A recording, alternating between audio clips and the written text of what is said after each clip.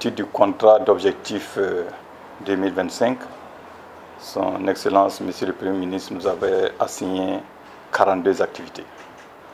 Et sur les 42 activités, l'évaluation à mi-parcours fait ressortir que sur les 42, nous avons 22 activités dont le taux d'exécution est supérieur ou égal à 50%. Et nous avons 20 activités au niveau desquelles le taux d'exécution est inférieur à 50%. Et globalement, le taux d'exécution du contrat d'objectif au trimestre 2 se situe à 55,35%. Alors je pense qu'au-delà de ce chiffre, ce qui est important à relever, c'est véritablement au niveau de certains acquis majeurs. Au 30 juin, en tout cas la normalisation se situait à 90%. Ce qui est important à relever, c'est que beaucoup de promotions étaient en retard et beaucoup sont sortis. Mais en plus de cela, au 1er octobre 2024 du mois, nous avons procédé en tout cas à la prise en main des bacheliers de 2024. Donc ils ont véritablement commencé le 1er octobre. Et notre objectif, c'était de faire en sorte que si les promotions antérieures avaient connu des retards, au niveau de cette promotion, qu'elles puissent achever à temps. Alors, à côté donc de cet important acquis, nous avons également entrepris un certain nombre de réformes, au nombre desquelles nous avons la carte universitaire et le choix des filières prioritaires. Désormais, le gouvernement décide, au regard de ses priorités actuelles de développement, de mettre l'accent sur certaines filières de formation. C'est ce qui a été fait. De même, à côté de ces filières de formation, il y a la carte universitaire.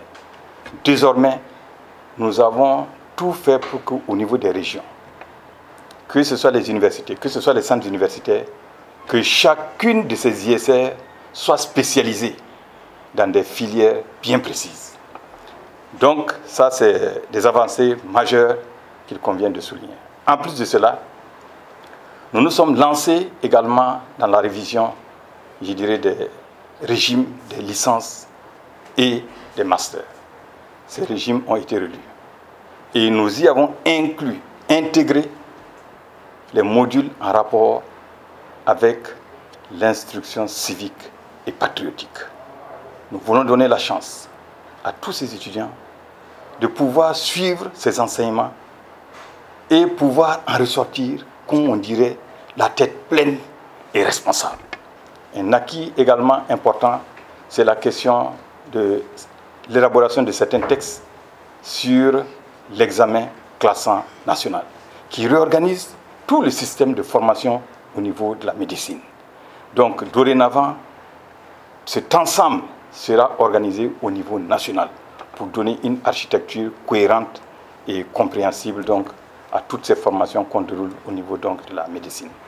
Alors, il faut souligner que nos chercheurs et nos anciens chercheurs, en tout cas, sont des hommes et des femmes compétentes. Parce que sur une cible de 1700 articles attendus en fin d'année, aujourd'hui, nous avons 1022 articles effectivement publiés. Donc, véritablement, je ressors de cette évaluation étant véritablement comblé.